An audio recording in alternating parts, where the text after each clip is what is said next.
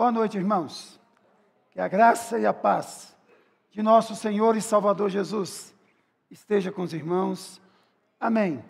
Antes eu queria dar um aviso aqui. No dia 7 nós temos uma manifestação. Eu queria que todos nós tivéssemos um período de manifestação de fé. Que você reunisse a sua família lá na sua casa e orasse pelo nosso país. Tá bom? Falam tanto de manifestação, não é não? Nós temos que ter algumas manifestações de fé. E orar pela nossa família. Orar pelos 3 poderes constituídos da nação. Para que nós possamos ter dias felizes, como a Bíblia nos ensina. Tá bom? Eu queria que você abrisse a sua Bíblia comigo, por gentileza. No Evangelho narrado por Mateus. O Evangelho não é de Mateus. O Evangelho é de Jesus. Mateus apenas narrou o texto. Mateus capítulo 12.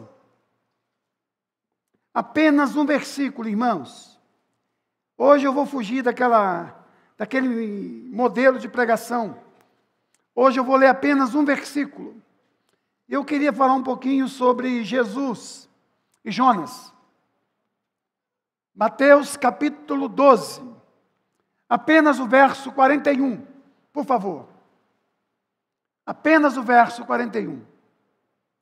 Diz assim a palavra de Deus: Ninivitas se levantarão no juízo com esta geração e a condenarão, porque se arrependeram com a pregação de Jonas, juntos. E eis aqui está, quem é maior do que Jonas? Só essa parte, vamos lá? E eis aqui está, quem é maior do que Jonas? Só as irmãs. Só os irmãos. Todos nós. E eis aqui está, quem é maior do que Jonas? Amém. Irmãos, vamos orar mais uma vez? Ó Pai, nós suplicamos, em nome de Jesus, que o Senhor fale conosco, Pai. Que Tu nos dê, ó Pai, compreensão da Tua palavra. Nós cremos no poder da Tua palavra. Nós cremos no poder que há na Tua palavra. Nós cremos que foi o Teu Espírito quem inspirou esta palavra. E cremos, ó Pai, que o Teu Espírito ministra. Por isso que nós Te pedimos, ó Pai, que Tu ilumines, ó Deus, os nossos olhos, para que nós possamos enxergar aquilo que o Senhor tem na Tua palavra, ó Deus. Que Tu unjas, ó Pai, os nossos lábios, para que nós possamos proclamá-la com fidelidade, ó Pai. Que Tu unjas os nossos ouvidos, para que nós possamos ouvi-la. Que Tu unjas a nossa mente, para que nós possamos compreendê-la. E que Tu unjas o nosso coração, para que nós possamos vivê-la. É a nossa oração, em nome de Jesus. Amém. Irmãos, Jonas é um exemplo vívido de alguém que foi extremamente bem-sucedido na vida, no seu ministério. No entanto, quando nós lemos o livro de Jonas, nós encontramos um indivíduo extremamente infeliz. O próprio Senhor Jesus nos fala que Jonas foi um profeta abençoadíssimo, extremamente bem-sucedido. Jesus diz que no final dos tempos, os ninivitas dos dias de Jonas se levantarão contra essa geração e as condenarão, porque se arrependeram com a pregação de Jonas. Não só isto, como profeta / político, ele também foi extremamente bem-sucedido. Diz a palavra de Deus que ele, juntamente com o rei, conseguiu tomar uma determinada região que fora tomado pelos assírios. Ou seja, bem-sucedido como profeta, bem-sucedido como cidadão. Talvez a pergunta que você e eu deveríamos fazer a Jonas é a seguinte: da onde vem a sua infelicidade, Jonas?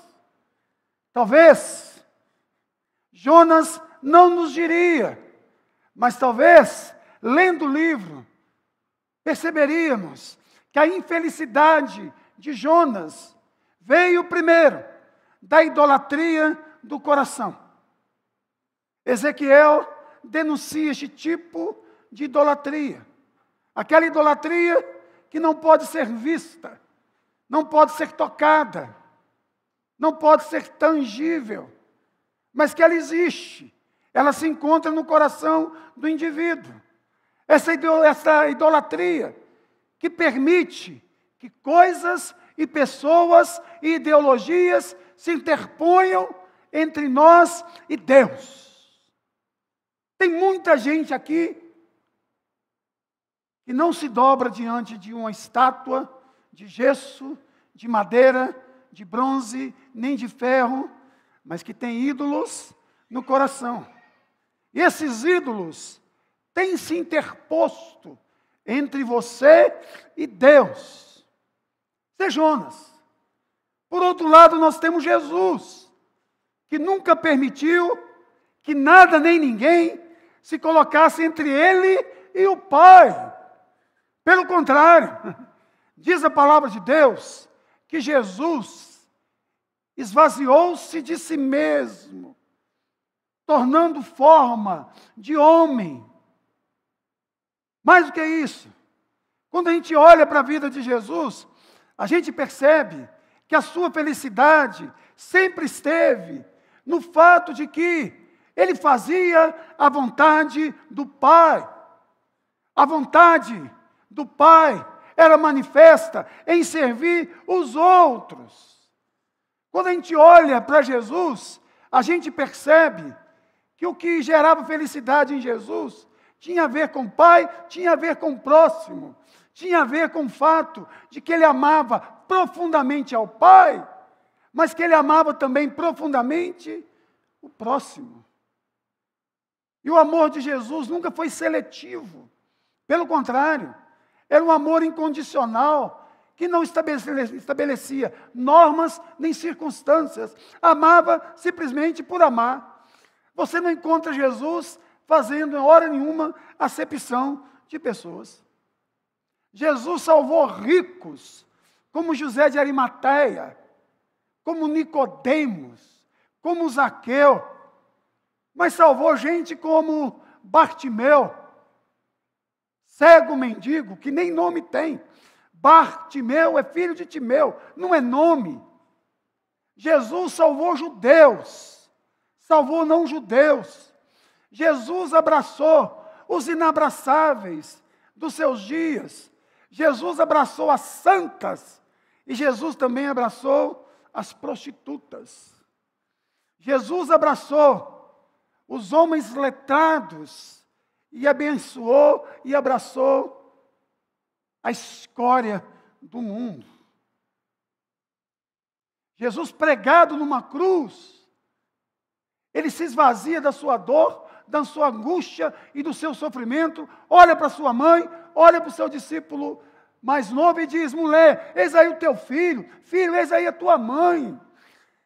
Jesus na cruz pregado, ele olha para os seus algozes e diz: Pai, perdoa, eles não sabem o que fazem. Jesus afirma aqui no texto que ele é maior do que Jonas. E é mesmo, em vários sentidos. Jesus é maior do que Jonas como pessoa. Jesus é o Filho de Deus. Jonas é um Filho de Deus, entre tantos outros.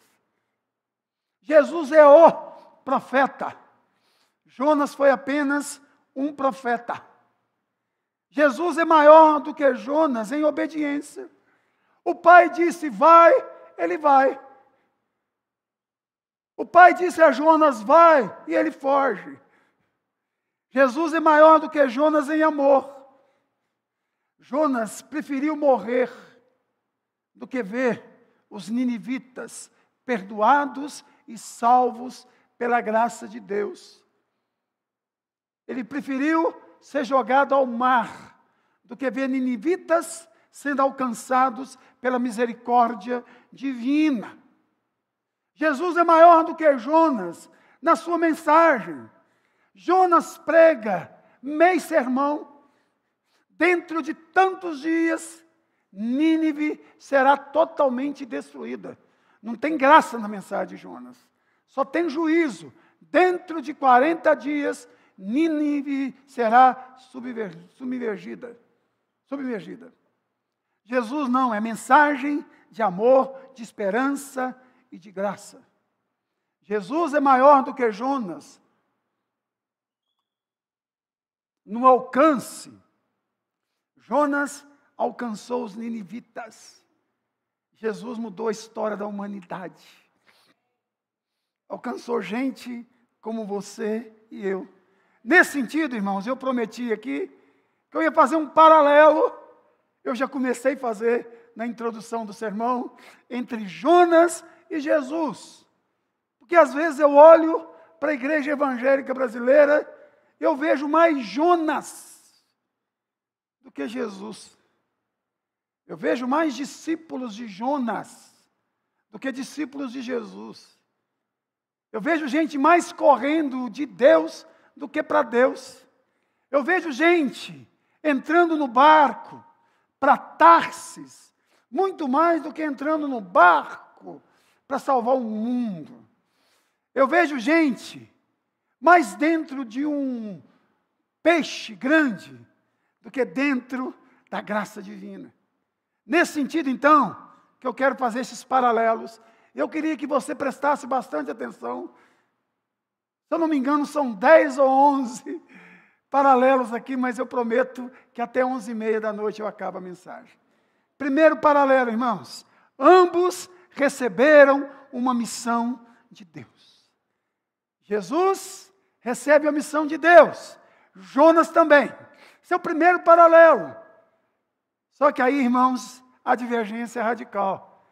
Ambos recebem uma missão divina. Jonas recebe uma missão de Deus e foge dela. E é interessante que o texto sagrado diz que Jonas se dispôs a fugir da presença do Senhor. Que coisa esquisita. Homem de Deus, profeta de Deus, ouve a voz de Deus, no entanto, desobedece a ordem do Pai. Deus deu a ele a mensagem das mensagens, que é a mensagem da salvação. E este homem se dispõe. Mas ele não se dispõe a servir a Deus e a servir o povo de Nínive. Pelo contrário, ele se dispõe a fugir da missão que Deus lhe concedera para não abençoar a vida dos ninivitas. Nesse sentido, Jesus é o oposto de Jonas. Porque Jesus também recebeu a missão do Pai. E não só a recebe, diz a palavra de Deus, que ele foi de encontro a ela. E um dos versículos mais apaixonantes, mais cativantes, para mim, se encontra em Lucas 9:51, que diz assim: e aconteceu que ao completarem os dias, manifestou-se em seu semblante a intrépida resolução de ir para Jerusalém. Ou seja, chegando o grande momento de Jesus subir naquela cruz, diz a palavra de Deus que sem palavra alguma, o semblante de Jesus manifestara o desejo de ir para Jerusalém e obedecer a ordem do Pai, de subir naquele madeiro e morrer pelos nossos pecados. Sabe que esse texto é extremamente cativante? Porque não diz que Jesus falou, que Jesus pregou um sermão, que ele iria para Jerusalém. Ele pregou em outros casos, mas no texto em si, diz que manifestou no semblante de Jesus, no rosto de Jesus, na cara de Jesus. Havia uma decisão corajosa, diz a palavra de Deus, na nossa versão, intrépida, de ir para Jerusalém. Essa é a diferença de Jonas e Jesus. Recebe uma missão, um foge, o outro vai de encontro a ela. Jonas ora dentro do ventre do peixe por si mesmo. Jesus ora por si mesmo, mas deixando claro que a ordem, que a vontade do Pai que prevalece na vida dele. Segundo paralelo que eu quero fazer entre Jesus e Jonas. Ambos entraram em um barco. Jonas trouxe maldição para todos os tripulantes do barco enquanto dormia. Se você ler o texto, o primeiro capítulo de Jonas, você vai ver que os pagãos oram. Você parou para pensar numa coisa dessa? A paganada, tudo orando, todos eles invocando o seu Deus. E diz a palavra de Deus, na Septuaginta, que Jonas roncava. Aquele sono esquisito, né? Não sei se ele comia uma feijoada. Feijoada não, porque judeu não comia carne de porco, né? Estava dormindo. Os pagãos oravam. Diz que os pagãos trabalhavam. Eles jogavam uma coisa para lá, jogavam outras coisas para lá. E quando descobrem que o motivo daquela tempestade era juízo de Deus sobre o profeta Fujão, eles continuam ainda tendo compaixão de Jonas. Eles não queriam jogar Jonas no mar. Eles jogavam os mantimentos no mar, mas não queriam jogar Jonas. Até que Jonas disse, pelo amor de Jeová, me joga. Se vocês não me jogarem no mar, essa tempestade não vai cessar. Mas antes disso, os pagãos perguntam para Jonas, da onde tu és? Qual é o teu povo? Ele solta, eu sou hebreu. Meu Deus, sou hebreu. Fala a sua nacionalidade. Depois ele fala a profissão de fé dele. Eu sirvo Deus que criou tudo. Vocês servem vários deuses. O Deus que criou o mar, o Deus que criou o sol, o Deus que cuida da plantação. O Deus que eu creio é que criou tudo. Mas ele não vive como tal. Ele sabe quem é o Deus dele, mas ele vive como não soubesse. Do outro lado, nós encontramos Jesus também dentro de um barco, dormindo. Aí Jesus é acordado pelos seus discípulos.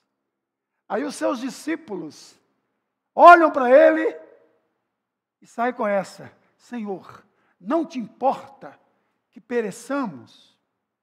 Aí Jesus, porque sois tão tímidos? Aí Jesus olha para a tempestade, raios, relâmpagos, trovões, o mar nervosíssimo. Jesus diz: acalma-te, emudece-te. Aí vem aquela calmaria. E Jesus se volta para os discípulos, faz mais uma pergunta para os discípulos. Aí os discípulos dizem assim: meu Deus, quem é este que até o vento e o mar lhe obedecem? Perceberam? Um está no barco, traz maldição. Outro está no barco e traz bênçãos. O sono de um é o sono do juízo. O sono do outro é o sono da pedagogia santa. Deixou a tempestade apenas para untar o coração dos discípulos de mais fé, de mais esperança, para que eles pudessem olhar para ele com outros olhos. Terceiro paralelo entre Jesus e Jonas. Ambos desejaram a morte. Jonas quis morrer para não levar a salvação aos perdidos de Nínive. Primeira vez aparece lá em Jonas 1,12. Tomai-me, lançai-me ao mar, e o mar se aquietará. Depois aparece em Jonas 4,3. Peço-te, pois, ó Senhor, tira a minha vida, porque melhor me é morrer do que viver. Depois Jonas 4,8. Melhor me é morrer do que viver. 3 vezes esse homem quer morrer. Ele quer morrer justamente para que ninguém se salve. Sabe por quê? Lá no capítulo 3 de Jonas, Ele faz a oração lá da lei, onde fala que Deus é longânimo, misericordioso, cheio de graça, de compaixão. Jonas sabia que Deus ia derramar graça sobre aquele povo, que Deus ia salvar Nínive como salvou. A geração que foi destruída de Nínive foi 100 anos depois, está no livro de Naum. Mas durante 100 anos a bênção de Deus foi manifestada naquela região. Aí esse homem entra em crise. Eu quero morrer, porque eu não consigo ver ninguém bem. Eu só consigo viver quando eu estou bem. Se eu estou bem, aleluia. Mas se alguém está bem, ainda que eu esteja bem, eu não estou bem. Eu quero morrer.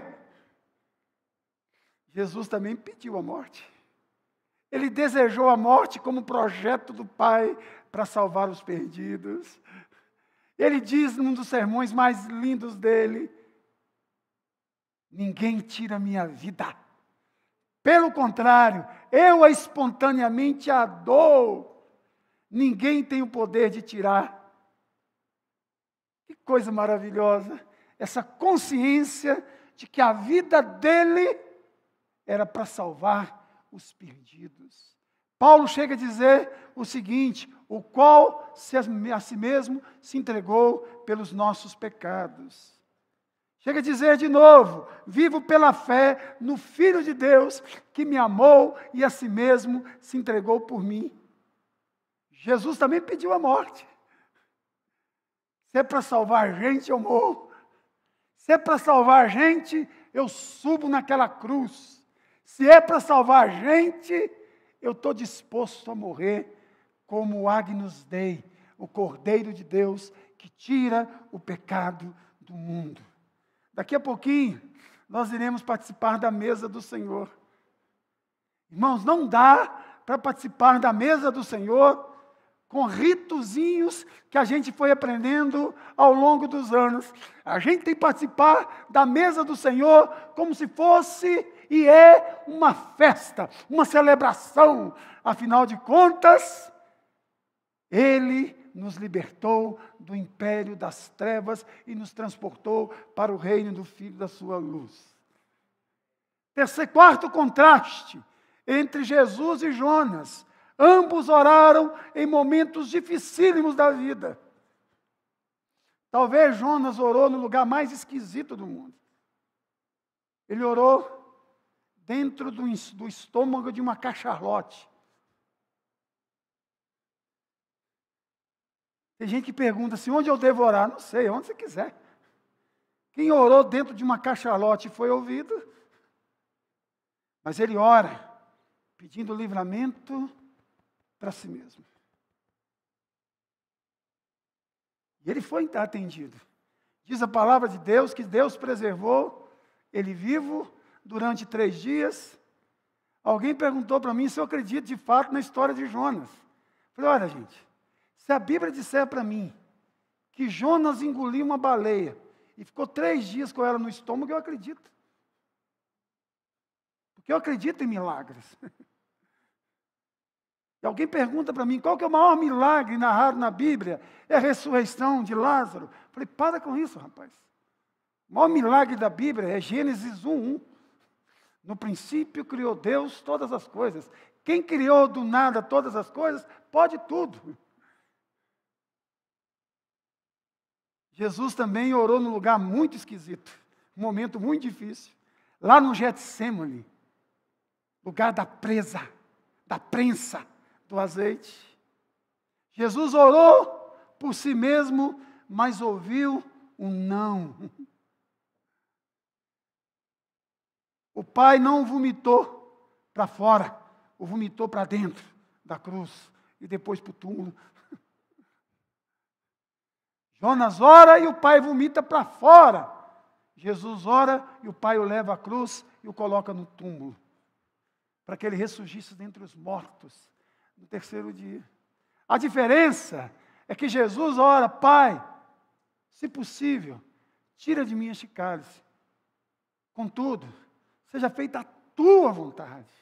A tua vontade.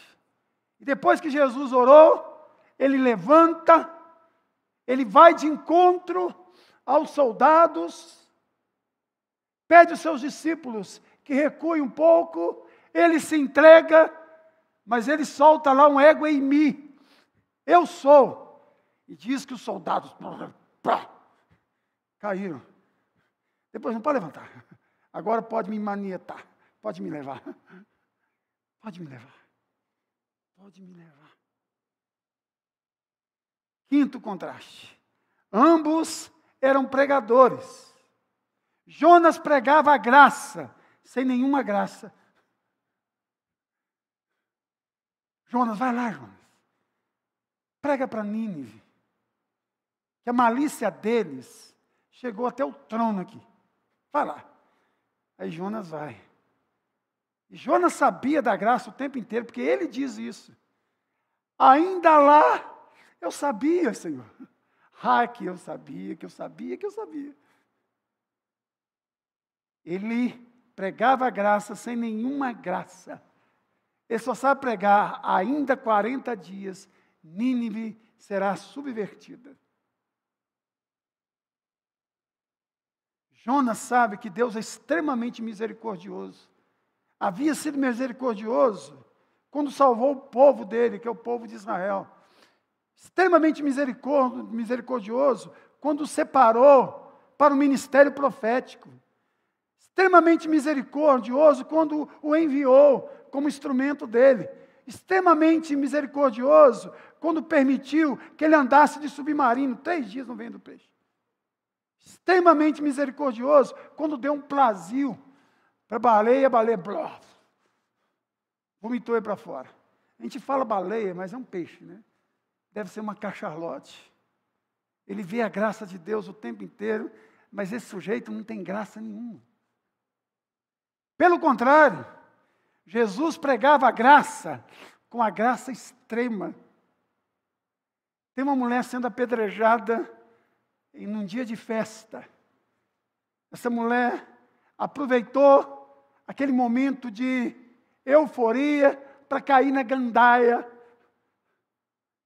De repente ela é pega em flagrante.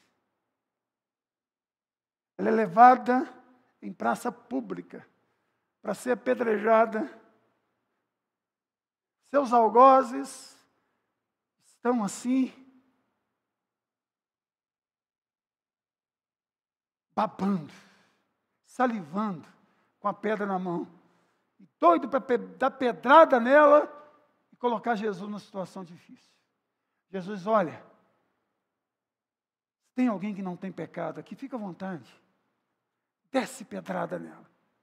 Aí diz o texto que começando pelo mais velho ou pelos mais velhos, todo mundo vai embora, só sobra Jesus e aquela mulher com aquela cara cheia de lágrima, catarro descendo assim pelo rosto.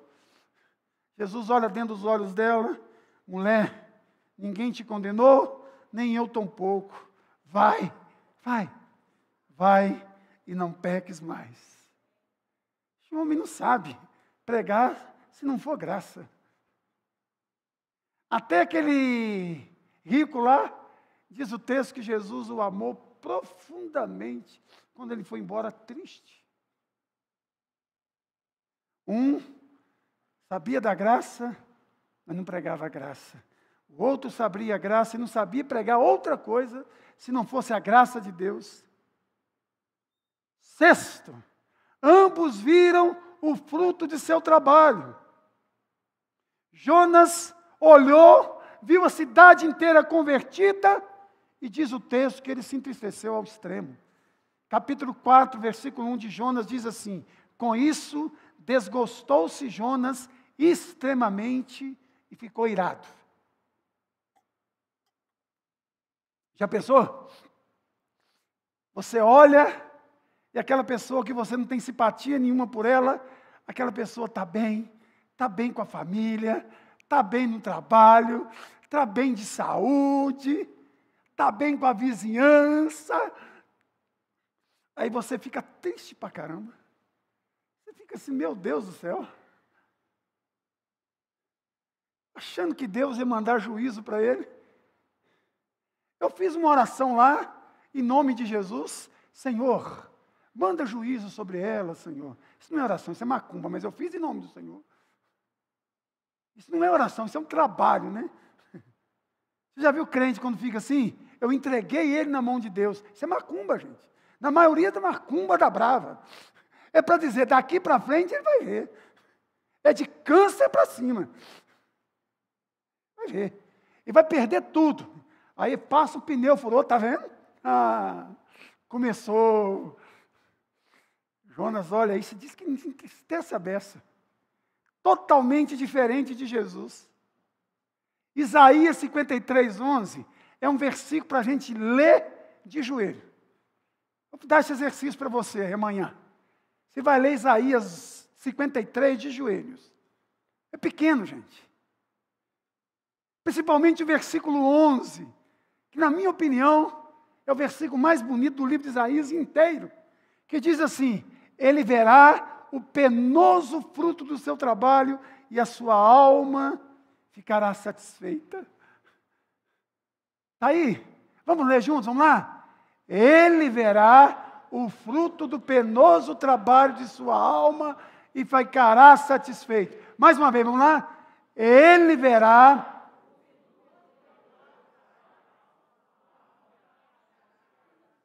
Não, nós perdemos as vírgulas, os pontos. Vamos lá com força. Vamos lá. 1, 2 e já. Vamos lá. Ele verá o fruto do penoso trabalho de sua alma e ficará satisfeito. Aleluia! Jesus olha para mim e para você e diz, aleluia. Eu não sei se Jesus fala aleluia, isso é coisa nossa, né? Está vendo? Eu morri por ele. Todo mundo está dizendo que ele não vale nada, mas ele é a menina dos meus olhos. Todo mundo olha para ele e não vê quase nada, mas eu olho para ele e fico satisfeito a beça. Nem ele consegue ver muita coisa nele, mas eu vejo. Olha, está vendo aquele fulano ali? Ele é o fruto do meu penoso trabalho. Olha ali, olha ali. Está vendo aquela fulana que está andando ali? Aquela fulana ali, ele é fruto do meu penoso trabalho.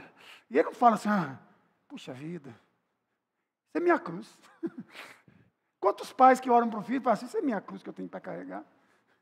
Uns olham para a mulher, né, não? Para o marido, né, não? Eu aprendi uma hoje. Eu casei com o marido feijoada. É feio e enjoado. Mas Jesus olha para você e para mim, não vê nem feiura, nem enjoamento. Diz que ele fica satisfeito. Ele fica alegre. Está vendo Geraldo Márcio ali? Cara, eu gosto dele demais, eu morri por ele. Estou alegre demais com ele. Ele está achando que está alegre porque ele é vovô? Eu estou mais alegre ainda que ele. É assim, gente. 7, irmãos. Ambos lamentaram e se entristeceram. Jonas subiu ao monte para lamentar a conversão de Nínive. Diz o texto que ele subiu para uma montanha e ficou vendo. Será que Deus manda juízo? Será que Deus manda juízo? Os dias passam e nada de juízo, até que Jonas fica irado. Ambos lamentaram e se entristeceram. No entanto, Jesus subiu ao monte para lamentar, mas ele lamentou a não conversão de Israel. Ó Jerusalém, Jerusalém, que assassinas os profetas e apedrejas aqueles que foram te enviados. Aí ele diz algo maravilhoso. Quantas vezes eu quis reunir os teus filhos, como a galinha colhe os seus pintinhos debaixo das suas asas, mas vós não aceitais. Em vez de Jonas lamentar antes e adorar depois, ele lamenta o tempo inteiro. E Jesus só lamenta porque Jerusalém permanecia dura, com a alma pedrada. Ambos se alegraram, tanto Jesus como Jonas. Jonas se alegrou quando foi abençoado. Eu não sei, mas algumas tradições diz que Jonas é careca. E nos dias de Jonas, ele experimentou um vento chamado siroco, que era um vento muito quente. Aí diz a palavra de Deus que nasceu uma planta sobre a cabeça de Jonas, que fez uma sombra gostosa. Ele sentiu assim aquela calmaria, aquela sombra maravilhosa. E diz que ele se alegrou ao extremo. Aí a planta morre, ele entra em crise. Meu Deus, a planta morreu, e agora? A única coisa que eu tinha na vida era a planta. Agora a planta morreu.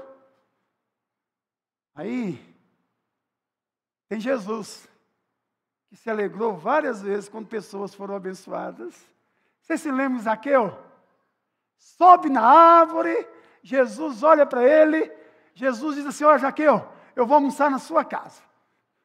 Vai para a casa de Zaqueu, Zaqueu se converte. O que Jesus fala? Hoje entrou salvação nessa casa, porque este é também filho de Abraão. E nas 3 parábolas, a da ovelha perdida, da dracma perdida e dos 2 filhos perdidos, o tempo inteiro, o sujeito acha a ovelha perdida, coloca ela no ombro, vai, chama os seus amigos e festa. A mulher varre a casa, para lá, para cá, acha a moeda perdida e festa. O filho volta para casa, o pai lhe dá um abraço e festa. O que Jesus gosta é de ver gente abençoada. Se tem alguém que abomina a teologia da prosperidade, sou eu. Eu creio que a teologia da prosperidade nasceu no inferno. Mas eu também abomino a teologia da mediocridade. Aquela que acha que nós temos que viver uma desgraça aqui, até que nós chegamos lá. Se uma não é bíblica, a outra também não é. Se uma nasceu no inferno, a outra eu não sei, mas no céu não foi. Jesus gosta de ver a gente gargalhar, ficar alegre, ficar feliz. Gente abraçando, sendo abraçado. Os inacolíveis sendo acolhidos, os inabraçáveis sendo abraçados. Jesus gosta da ralé.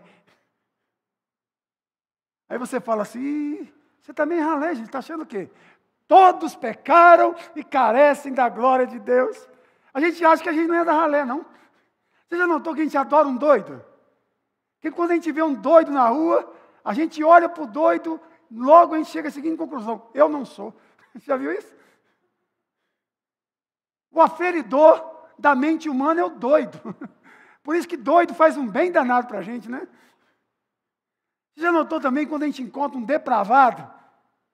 Esse depravado diz que a gente tem uma saúde espiritual assim tremenda. Olha, eu não faço o que ele faz. Aí vem Deus e diz assim: para de bobagem, todos pecaram e todos carecem da glória de Deus. Para com isso. O referencial não é Fernandinho Beiramar, o referencial é meu filho, rapaz. 9, vou ter que parar daqui a pouco. Ambos reconheceram os atributos da graça em Deus. Jesus reconhece o atributo da graça de Deus como fraqueza e não virtude. Você parou para pensar num trem desse, gente? Jonas diz assim: o Senhor é fraco. Porque ele diz assim: tu és Deus clemente, tu és Deus misericordioso, tu és tardio em irar, tu és grande benignidade e tu arrependes do mal. Ele vê isso como um defeito. Ele dá uma bronca em Deus.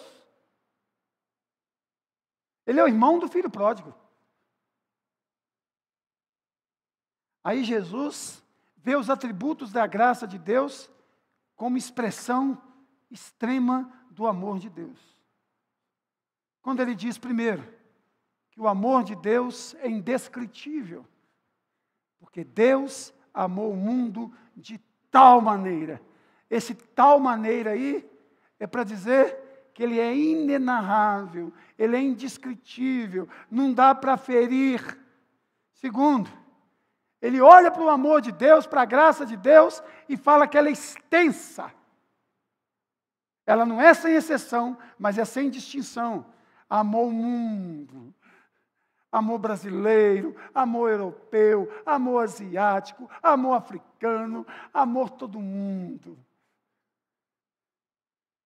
Ele olha e diz que o amor de Deus é doador, que deu o seu Filho. E diz que o seu amor é redentivo, para que todo aquele que nele crê seja salvo. 10ª, ambos amavam. Jonas amava os iguais. Amava a si mesmo acima de todas as coisas. Jonas também amava, gente. Jonas era um nacionalista. Diz lá em 2 Reis 14, 25, restabeleceu Jonas os limites de Israel. Jonas amou até uma planta, porque essa o abençoava. Jonas também amava. Amar os iguais é fácil, gente. Jesus chama isto de ética, de ethos, que pode ser traduzido também por costume. Se vocês saudarem aqueles que saudam vocês, até os pagãos fazem isso. Se vocês amarem aqueles que vos amam, até os pagãos fazem isto.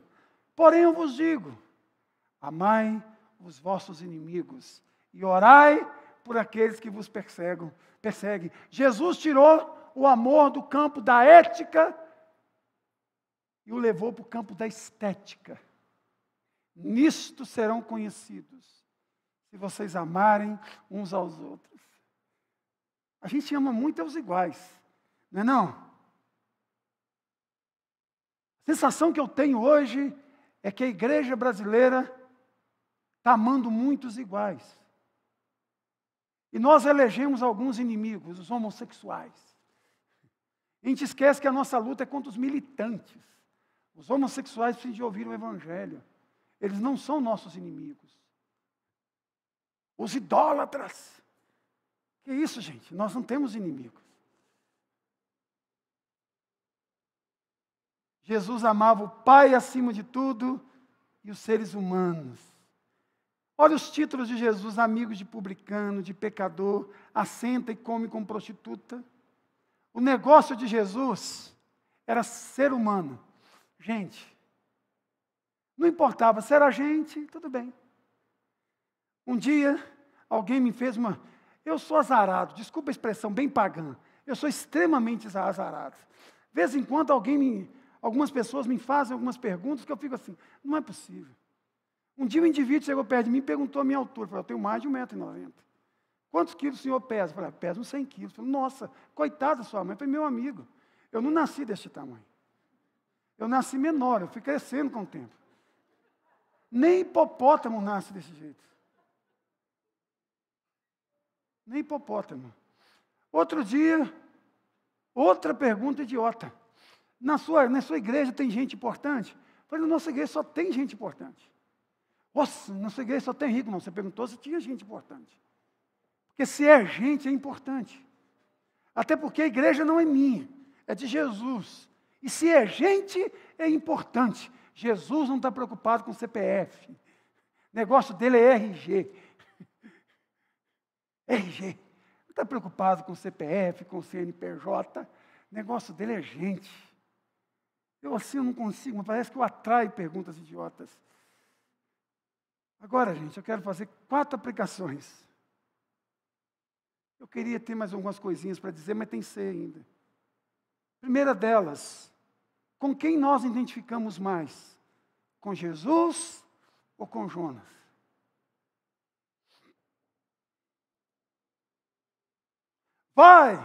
Você vai para Tarsis.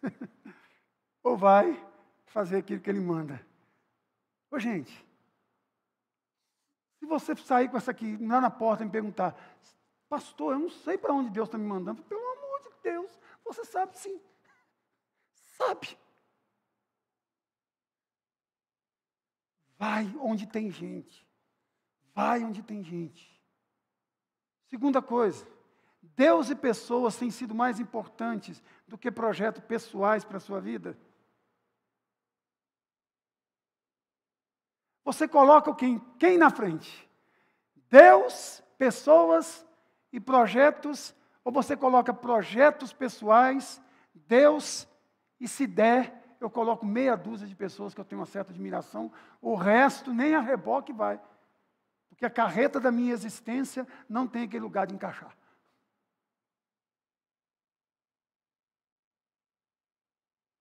Terceiro, irmãos, até que ponto a nossa visão política tem atrapalhado o nosso serviço a Deus e ao próximo? Se é do PT, vai para o inferno. Se é de Bolsonaro, é genocida, vai para o inferno com ele. A gente está assim, gente. A gente está ungindo um punhado de gente aí. Aí eu fico pensando se o salmo, aquele salmo, eu esqueci. Eu até preguei na posse do prefeito uma vez, que diz assim, uns confiam em carros, outros em cavalos. Nós, porém, nos gloriaremos em nome do Senhor Jesus. A sensação que dá é que nós pregamos hoje assim. Uns confiam em Bolsonaro, outros em Lula, mas nós não confiamos em nada mais. Pelo amor de Deus, eu tenho minha visão política, eu não sou apolítico, mas aqui não é lugar disso. Aqui é lugar de pregar a palavra de Deus. Se qualquer um dos dois chegar aqui, vai sentar ali e ali vai ficar. Não pega microfone aqui, mas de jeito nenhum. Como muitos cantores evangélicos também não pegam para tocar e cantar aqui. Aqui não é lugar de mundano subir. Mas a pergunta é, irmãos, até quando a nossa ideologia, a nossa visão política, filosófica, tem atrapalhado o nosso serviço a Deus e ao próximo? Eu vejo gente dizer o seguinte, eu não vou dar cesta básica para aquela mulher não, porque o marido dela não trabalha. Gente do céu, se você der, ele vai continuar à toa. Se você não der, ele vai continuar à toa, a mesma coisa. Então deixa ele comer junto e pronto. Ou melhor, fala o seguinte, eu não quero dar, fica muito mais bonito para você. E por último, será que você e eu temos a consciência de quem nós somos? Se você não tem, eu vou dar para você hoje. Vós sois raça eleita, sacerdócio real, nação santa, povo de propriedade exclusiva de Deus, a fim de proclamardes as virtudes daquele que vos chamou para a sua maravilhosa graça. Deus estava em Cristo, reconciliando consigo o mundo e nos deu o ministério da reconciliação. Você sabe quem você é? Vamos orar, gente. Eu quero orar com os antigos Jonas aqui, com as antigas Joanas aqui, eu não sei. Jonas é João, né? Feminino de Jonas, acho que é Jona, né? Sei lá. Orar com Jonas e com as Joanas e pronto, Deus sabe. Tem nada a ver com você não, tá, Joana? É outra Joanas.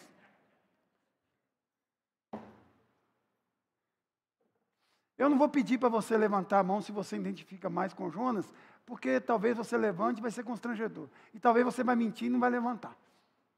Então, vamos orar? Ô, gente, se Deus falou com você, obedece. Tá bom?